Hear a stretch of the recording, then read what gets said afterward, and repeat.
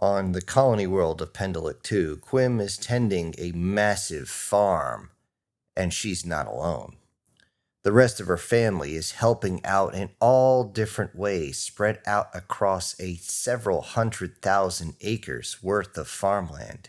This is normal for her species, a Yankus, which is a humanoid species, a not fully mammalian species, nor fully aquatic, not even fully a species that anyone would actually see. If one was to look, they would see a gray humanoid, and the skin shimmers a bit. Shimmers with green streaks that seem to illuminate themselves in the sunlight. This is normal for the species, as this is how they absorb a bunch of the yellow sun's rays as they simply move about to do their work. The bright day hitting on them helps them to work faster, as it is like they're drinking an entire pot of coffee throughout the day, which is how much energy they get. And since it's just another nice day, she can get all her work done very clean and very quick. And just like others, she's off to do what she needs to. It's another day of checking the machines that do the majority of work, which means they have a minority of personnel. Check on the animals, most of those being raised for meat, which means the husbandry has to be taken care of, grooming standards and everything else. She also needs to check the fields, where everything is growing, mostly in abundance. She smiles and enjoys this life. She loves it. This is something she's always wanted to do. She's never wanted anything else. She also goes and checks on her siblings, as many of them are not as old as she is. It seems as though she does the same thing every day. And for the past 72 solar cycles, she has been there. Although one wouldn't believe that she's 72 years. In fact, if one was to look at her, a human would confuse her with somewhere around 19 years old, which is normal considering the standard lifespan of her species. After a long day, the family, of course, gets together for their meal, which is the only meal they have the entire day except for several water breaks. And it is a very, very filling meal. Their very thin frames actually bring in so much mass that their stomachs seem to bulge out. And at a glance, one would think that they're pregnant. Very, very pregnant. Male, female, doesn't matter. Although it's pretty obvious when you look that obviously the males are not pregnant. With this food, with enough food that is actually required because of their physiology. If they don't eat enough, their body does not metabolize it down while they sleep, and then they won't have as much energy. This also allows them to sleep, and they sleep very, very hard to allow themselves to metabolize all this sustenance. And that is just the way it is, day in and day out, and she loves it. And now she thinks that is the way it was.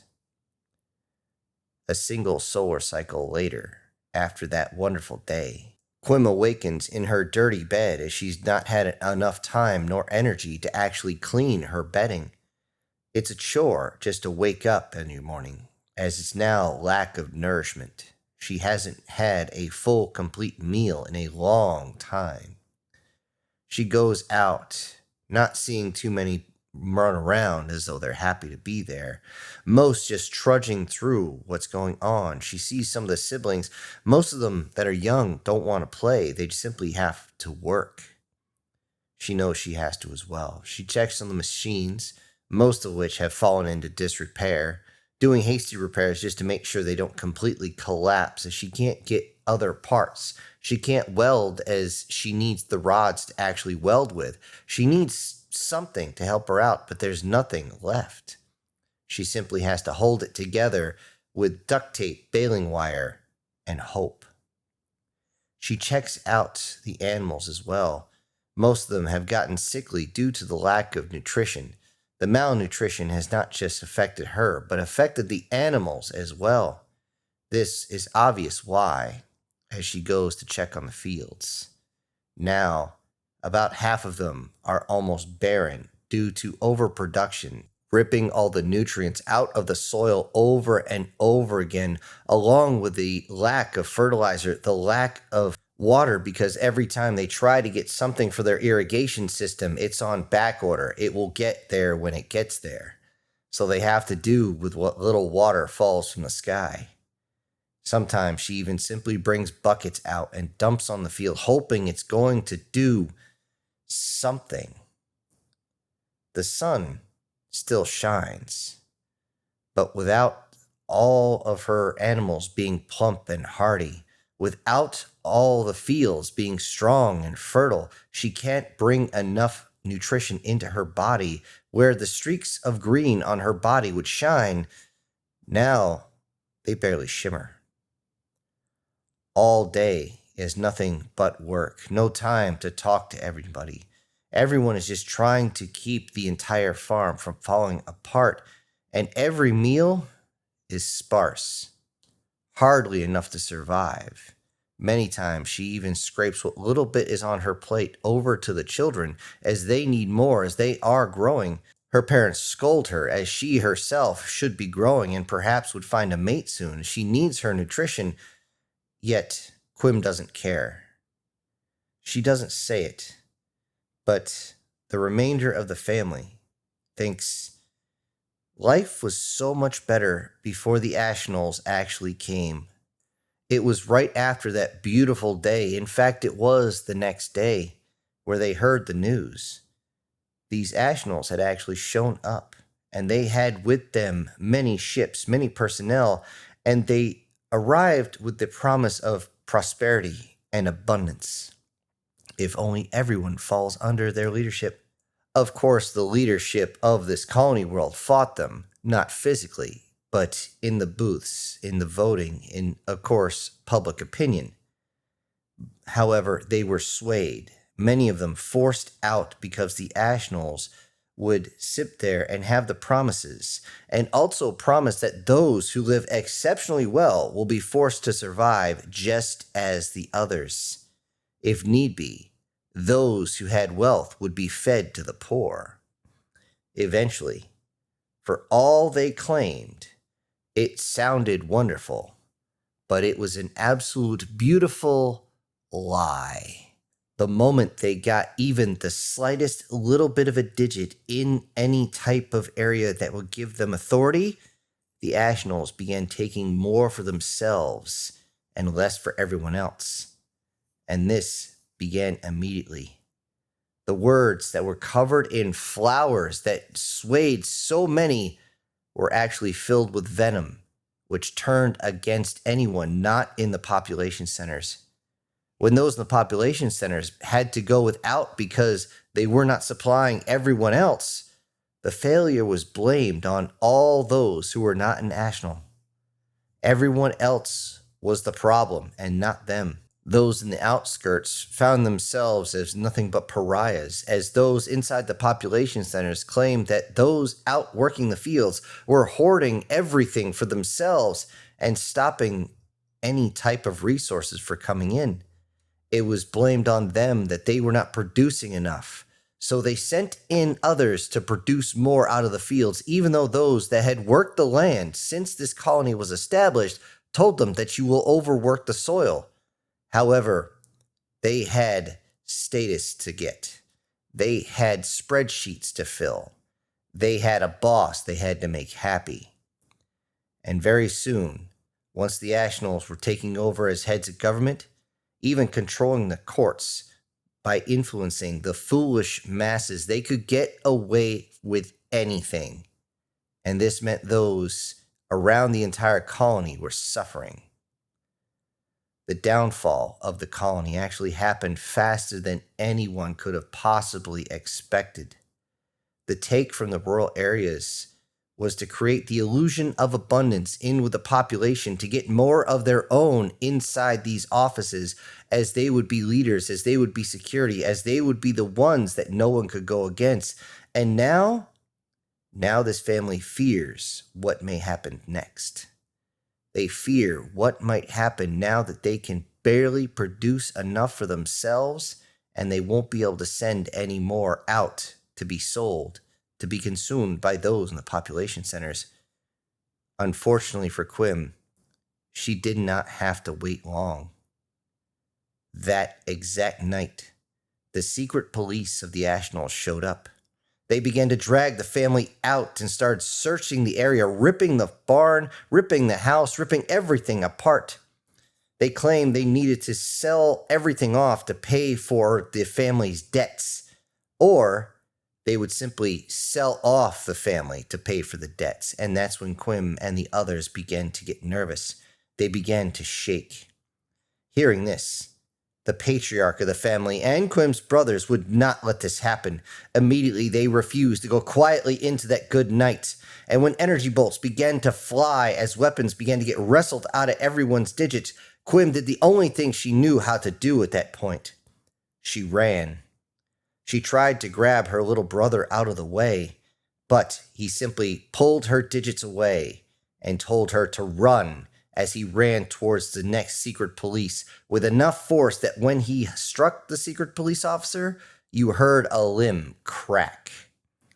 She didn't know which limb. She didn't know where the crack came from, but all she could do was run. And she ran directly to the transport shed. She got inside the transport and flew off into the night and tried to get as fast as she could. She tried to get as far away from the farm and as far away from this planet as possible. Though as the transport lifted up through her reptilian eyes, she looked down. She could see the fighting still going on, but it had died down. Either she just watched her entire family get destroyed, or perhaps a few of them might survive. She screamed into the void, "I'm sorry, I'm sorry, I'm sorry," over again as she throttled up, bringing the nose of her craft up and heading off the planet. Escaping via a jump, Quim headed to the nearest transfer station she used to sell her goods to. She had been there only once with her patriarch. Once, but she knew a few that lived there. Perhaps she would find some sort of sanctuary. But when she arrived, it was surrounded by Ashnolls. They had taken over this station the same way they had taken over the colony. The Ashnoll ships simply surrounded the station. Many of them, without even turning, demanded the surrender, and what she did next was run. That's all she could do. This was a transport ship. She could only run. But apparently they scanned her, and they knew she was on that ship. They pursued her to the edge of prohibited space, one jump after another. She even had to dip, dive, duck, and dodge through an asteroid belt at one point as she tried to get away. And eventually, she realized that she might be able to go around the prohibited space, as no one was going to go in it. The area of this space was so dangerous, only one known species ever calls it home. The ship that she was on was not designed to handle this type of strain. It was designed to ship goods back and forth. It was strong enough to take a couple of hits for sure, but she had absolutely pushed it beyond its limits. But because she had done so, she was now drifting, as thankfully her pursuers had given up, believing perhaps that it just not worth the cost to track down one of her kind. But now, she's drifting with a malfunctioning ship. Systems keep breaking down. She keeps fixing them, but as she fixes one, she only has a slight respite before another alarm goes off, and she has to fix another piece. She moves around so much that she has blown through all of the food that was on board, as if there was much in the first place, and there's almost no water left as the purification system keeps failing. As she's on the edge of prohibited space, several billion light years from home at this point, all she can do at that point is wait. She thinks perhaps she should send out a distress call, but as she reaches for it, she realizes no distress call. If she sends out one, she will be captured. The only ones close is that syndicate of Ashnolls, and she can't risk it With everything she'd done, it wouldn't be worth it. She knew that perhaps maybe she could drift on the other side of prohibited space. By then, she should be out of the territory because the prohibited space is quite vast, several dozen solar systems wide, and only a dangerous Death World species would even consider going in, let alone call it home. But now, all she can do is hope she can get enough of the ship going while she still has the ability to do so. Quim thinks about how the other species don't really care, how none of them would help. She sent out all the distresses she could. She went through different sectors of different species, but none of them helped. A thought goes through her mind that perhaps one might help. Maybe if she finds one of these scary creatures that just horrify everyone. These creatures that no one likes to talk about, no one wants to be near because they're just so dangerous and unpredictable. They're rare and they're almost never leaving their own zone. She thought, could she persuade them? Maybe if she sends out her beacon, maybe she could call one, perhaps. Or maybe they would just take what little she has left and toss her out an airlock, or maybe she would be forced to be a servant or something, or even worse. The idea just made her shudder, but only for a moment. She really didn't have the energy for much more. Without food and almost no water, her body is shutting down just like the ship. She's actually on her way back to the bridge. She just opens the door when all of a sudden her legs buckle and down she goes. She begins to lose consciousness. And that's when a beacon activates. She smiles weakly. She thinks, perhaps Mother. Yes, Mother had to. She must have installed this as an emergency beacon. She's always so paranoid about Father traveling that she would actually install an emergency beacon that says if the life signs on this ship fall beside a certain point, then yeah, it would go off. She laughs ever so slightly, thinking, well, if they get here, they're not going to find me, so sucks to be them. And just as everything begins to go black, she hears something else.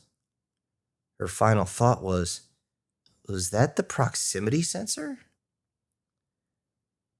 Quim awoke under the very bright lights that she was facing up at. She was wrapped in clean sheets, laying on a soft bed, and a tube of clear liquids that was flowing into her body. She went to jump up and smashed her torso right into a device that was monitoring her, stopped her cold, and she thought for a second that she cracked her endoskeleton. She winced in pain at that moment, and as she fell back down, she saw strange, very large, broad creatures, all dressed similarly, running over. Quim starts to try and move around. She believes that she's about to be consumed or something like that. She looks over at these things. She can't see the faces because there's masks over them. There's something over the eyes almost to protect them. These hands, these strange hands, she looks at them and is disgusted. There's 5 digits instead of 4? Oh, that's disgusting. And now they're pushing her down, but with enough force to keep her down, but soft enough that they're not doing any damage. They're all talking in calming tones, but she can't understand a single thing she's hearing. She's looking around. She's starting to thrash, trying to get more. She feels a bit of her energy. Maybe she can break free. And that's when another one of these things grabs the top of her head, pushes it down so she's facing up again. And then a device is placed on that long pointed ear that is towards the back of her head. Suddenly, the words that are being said around her makes sense. She thinks, what the? A translator? She calms down, and one of them looks at her and says, young lady, you were on the human medical ship Healing Hand from the Turian territory. Please do not be alarmed at this point. We found you inside a derelict ship. You require sustenance at this point before you do anything, and you must rehydrate. So please Calm yourself so that we may fix you. Quim is stunned, so stunned that she just kind of freezes there. And she stays put as they carefully, ever so carefully, move the panel from above her, which she could see as some sort of scanning device, as she sees her own biorhythms on it. Her hearts, her lungs, even her internal organs, everything had a readout. She could kind of understand what was there, at least in picture form, but she didn't understand the characters next to them. She was set up very, very gently by two of these things. Were these the humans, the Death Worlders? That's not possible, she thought. They're dangerous. Why would they do this? But she sat there silently. She was given small amounts of food at first to make sure that she was able to consume without regurgitating it. But eventually she just kept asking for more and more and more. And everyone thought she was in trouble, but she kept it down, even as her abdomen began to bulge. And as it bulged ever so slightly with each inhale of the food, it was a welcoming sensation. Everybody thought that perhaps she might be in pain with that strange groan that she had, but then they saw her tail begin to wag slightly, as though she was content with the food that she was getting. They kept feeding until she said that she was full, which did take a while. Once cleaned up by the docks, Quinn is brought to see the captain and others.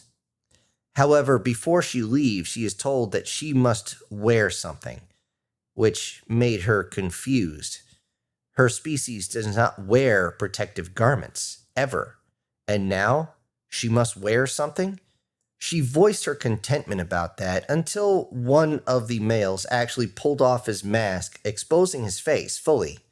And Quim was told how attractive she is to humans, and not just the men on this ship. Quim was confused until one of the females exposed her face and went, "He's right." Finally, she relented and put on the outer garment, which was extremely light by human standards.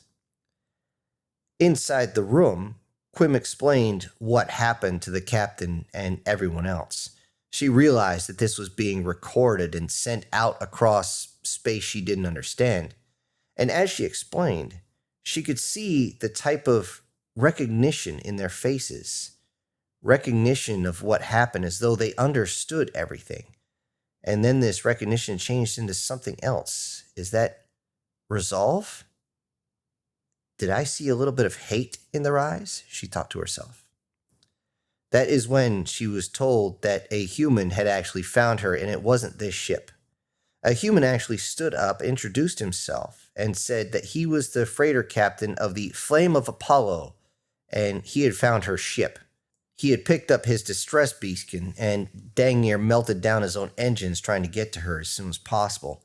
He wanted to make sure that he had full salvage rights, but he contacted Turian government as soon as he found her on board. She was very, very unconscious, and there wasn't much to her. That is when they sent the healing hand as fast as they could, as it was the closest hospital ship they had. Truly recognizing her savior, Quim stood up and saying that she needed to thank the captain her own way, the way of her people. She walked over to him as he was still sitting down, immediately disrobed, and everybody could see those stripes of green that seemed to wiggle down the body as they glowed ever so brightly. Nobody knew what this meant, but they assumed that this was something of appreciation. Then she reached forward, grabbed his head, squeezed his head directly into her chest, and squeezed as tight as possible to the point where you could actually see the captain moving as he was having a little trouble breathing. The captain, trying to hold as professionalism as possible, turned his head a little bit and said, "These folks seem to be friendly." After she let go, they continued the meeting. And after finding out that Quim's own species was not going to fight to free the colony world, Quim began to beg for their assistance. She realized that her species were not truly warriors. They had their own fleet, and they could possibly go up against the Ashnolls, but they would lose so many, and lose so much resources that it just wasn't worth it to save one colony. That's when the captain of the Healing Hand looked at her as she cried, begging for help, said, "Officially, humans and humanity cannot get involved with alien affairs. We have enough issues with our own people." Quim began to cry and beg even more, even dropping down to her knees, actually waving her hands in a strange gesture. That's when the captain said, ma'am, I said officially." That's when the entire tone of the room seemed to shift. Even Quim felt it, but she didn't understand it. That's when the captain of the Healing Hand turned and looked at the freighter captain, and for a moment, it was though as they were speaking telepathically.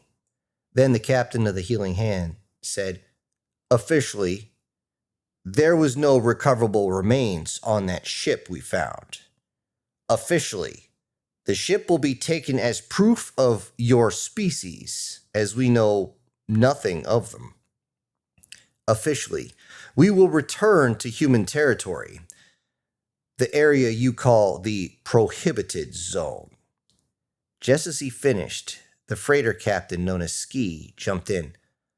"Unofficially, the majority of humans that traverse the stars saved up the credits needed to buy their ships by going into the armed forces. You would know this as your military.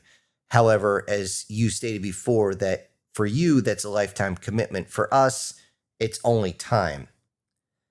All those men and women that let their weapons be silent for too long, well, let's just say they might have an itch." He said this as he scratched his index finger on his right hand. He continued by saying, "Also, we have a code. And humans that might just hear this, well, let's just say they might be more than willing to help." Quim immediately jumped to her feet and said, "I appreciate your aid. However, a few cargo vessels against an actual warship is not going to do anything. Freighters, cargo haulers, transports like that, they're not armed after all." In that moment, every head turned looking directly at her. She didn't know what she said wrong, but everybody had the same look that said, "What you talking about, Willis?" The captain of the Healing Hand said, "That's only where you come from, my dear." Then Captain Ski said, "Also, it's more than a few." He leans forward, presses a couple buttons, and the holoprojector comes to life in front of her. The entire table seems to be a giant holographic display that looks photorealistic, and Quinn almost loses control of her bodily functions as she looks at what is just outside of this ship. Not long after, above Pendelik 2, a single human ship arrived.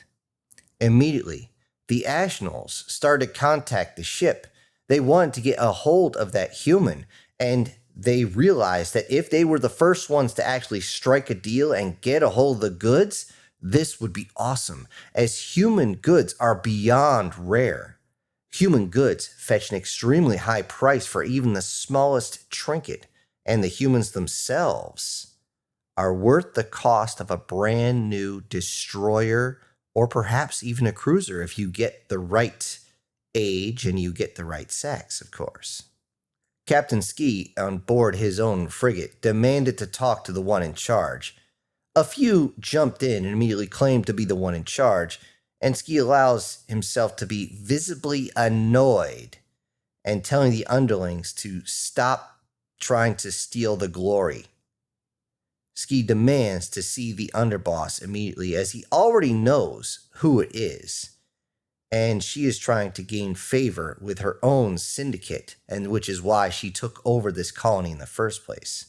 The underboss only jumps on the line when Ski begins to turn his ship around and saying, "Well, if she don't want to talk to me, I guess my goods are no good here." And as he turns his engines up, the underboss immediately chimes in. The underboss is rattled that the humans was ready to simply leave without profit after such a long journey. The underboss pleads with Ski to remain and do business. That's when Ski says, "Oh, here's my business proposition. You and your minions are to leave this colony and never return. I am here to do business with the Yankees, not you. I will give you 4 planetary cycles to complete this task." He doesn't even wait for a response as his freighter simply jumps away at FTL. On board the Flame of Apollo, a young lady sits uncomfortably in the chair. The chair was altered to allow her tail so she wasn't actually sitting on that, which would be like if you were sitting on your hand the whole time. But she is more uncomfortable for the fact that she has to wear a flight suit. For her species, something this big and bulky, even though it's basically just a set of coveralls, is like a human wearing full body armor, like they're going to go disassemble an IED or something. Quim looks over at the captain and says, "I still do not understand the 4 days." Ski and the others inside the bridge just have this grin, this large, predatory grin. The one that makes Quim extremely uncomfortable, although she'll never admit, it also makes her a little excited about what might come next. Within the 4 days, the Ashnals gathered all their forces around the colony. They tried to empty as much out of the local stations as they could, but of course they have to leave a token force at least. Everybody also wanted bragging rights on taking down humans as this Death World species from inside the prohibited zone. If you even take down one, even if it's a human freighter, then it's something you can talk about forever, and it will just bring up your reputation. Even if you only get a piece of the freighter itself, it can still be sold at a high price. As the Ashnal wait, they see there's a blip coming, and they maneuver their ships to aim towards where this ship is going to come out of FTL. They move, and they see the ship jump in, and this ship is now looking straight at an armada of small ships, anything from half the size of his own to easily 10 times the size.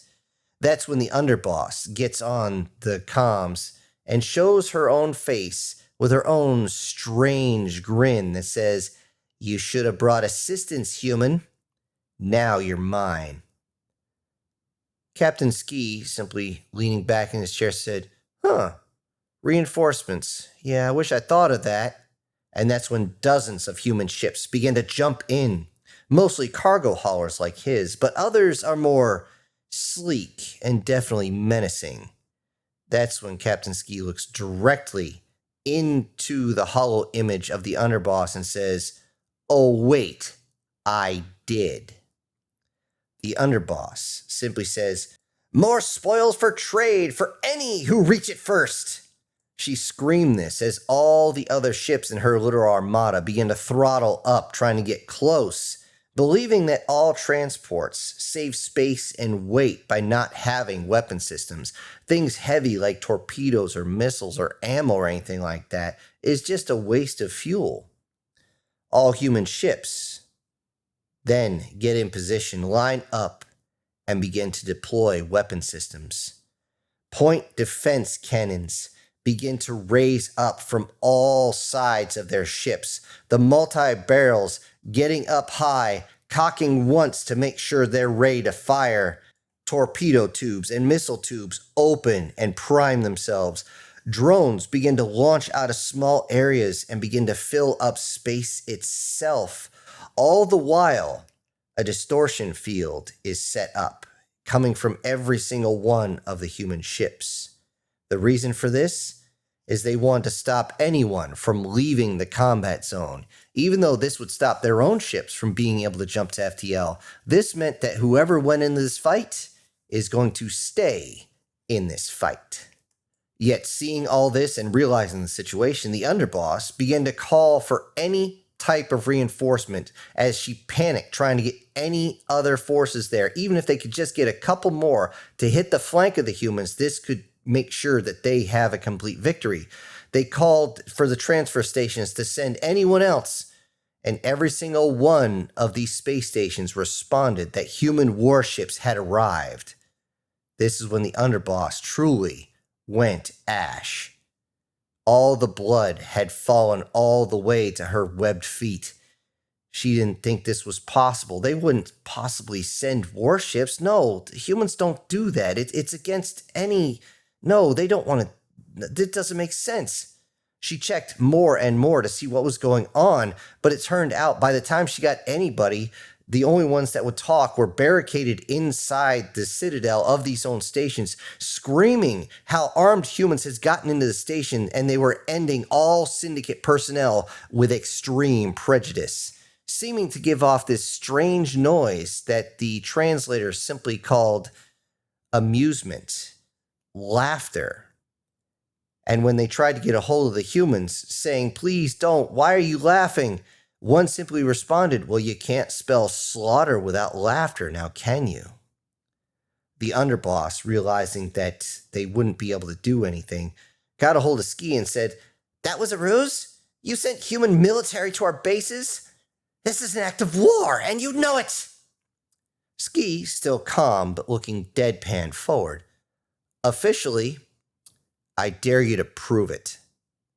He cut the line after that, and the battle above Pendelik 2 continued on, this time with every single one of the freighters, transports, and personal transports, i.e., if anybody wanted to transfer around the stars to go from planet to planet just to travel like some used to do with recreational vehicles, they would use this, but they would never go unarmed. And since many of them are former military, they are very well armed. The battle itself proceeded to turn into a knife fight in space, as the distances went very quickly from about 7,000 kilometers to only 1. The Syndicate weapons were not very effective. Though they could pierce through human armor, the systems were fixed forward, as most ships only did slug matches, and they would have to swing the entire ship to make sure they could fire at a human ship. But the human ships, it seemed as though they had mastered the micro-jump. Human ships would jump into the formation, and since they could fire in every single direction seemingly at the same time, they chose to do so and tear apart one of the Ashnal ships before they even had a chance to bring their guns about. The Apollo's Flame charged the line as well, claiming, "This one's mine," pinging a single ship. That single ship had the underboss on it, and before the underboss even had a chance to go full retro burn, a solid piece of depleted uranium went clean through from bow to stern of the underboss's ship. Seeing the underboss get blasted right in the face, many tried to surrender, screaming, "Mercy, mercy, mercy!" But everybody had been able to see the videos, all the recordings of what these Ashnals had done, and the response was simple: "Sorry, we do not have that in stock." On the ground, many watch as human ships come in to land, coming in at speeds they didn't think a large ship could actually do, but it seems as though they would stop just above the land and land ever so gently. But as they did, the bays opened. On the starboard, on the port, on the stern, on the bow, they opened everywhere, and vehicles and aircraft poured out along with armored humans, covered from top to bottom in mechanisms that make them even larger, that make them stronger, faster. They move across the colony and removing any of the syndicate they find. And of course, some of the useful idiots that decide to fight alongside of them. And it's insanely efficient. Thankfully, being a colony world, there's only 2 small cities on the entire planet. Considering it's about the size of a small moon, this meant that the battle on the ground only lasts for about 2 days. After which, the larger ships actually came in and landed. The large freighter, like Apollo's Flame, were able to land without issue. For the entire solar cycle after they landed, they assisted the Yankees in rebuilding their world. They helped with the fields, refertilizing, bringing in whatever was needed to make sure that they could get irrigation pipes running again. They brought in feed for the animals, making sure that they could get enough food for themselves. And for payment, for all this, for freeing them and actually raising them back up, the payment was information. Humans only wanted to know about the technology. They wanted to know the full and complete histories, all known histories of their entire species, their culture, even cultures that don't even exist anymore, and of course, their biology. They wanted to know everything. When they were complete, and it was clear that the Yankees would be able to survive on their own, the humans just packed up and they left, returning to the prohibited zone, making sure that no one followed them. This confused them all as they didn't want any other payment and they never came back, ever.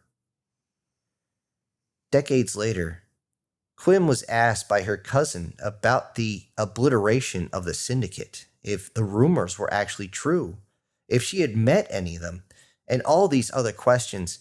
Quim gave a strange human-like grin, almost predatory in a way, something that made her cousin actually shiver just a little bit, saying, "I hate when you do that. Did you pick that up from humans?"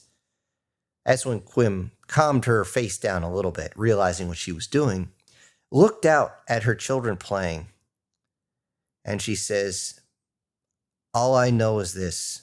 We had been taken over and there was nothing we could do. I tried to find everybody I could that might be able to help, and no one would help with our problem. And, well, as it turns out, if you got a problem and no one else can help, and if you can find them, maybe even you can hire a human." Hello, everybody. This is Syntax. Thank you for joining me today on this quick short story. Now, before I go, I need to say that today's winner is V. I'm not going to try to pronounce your name again, man. I broke my tongue last time.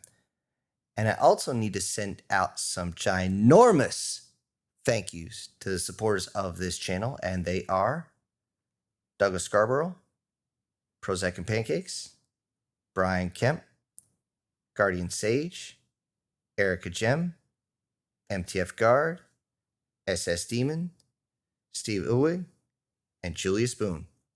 Thank you all so much for supporting the channel. Everybody else, I'll see you on the next one. This is Syntax, and I'm punching out.